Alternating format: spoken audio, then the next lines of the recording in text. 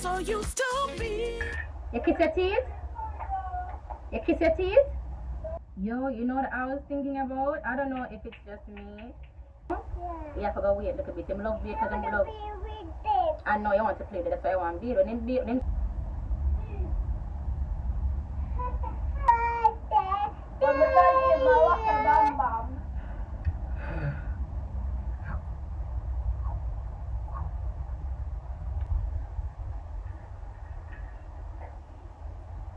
Bloom. Never get that get cocky. Was it gold? It was gold.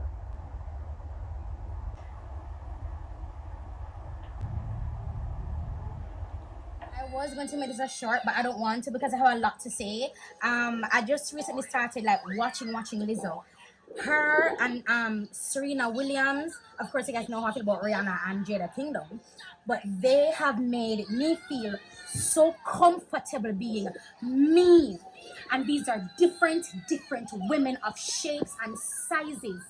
It is very rare for us to be our authentic selves. This is just the lips of Lizzo. I'm actually going to be doing like a full video. I'm doing a video for the entire month of September.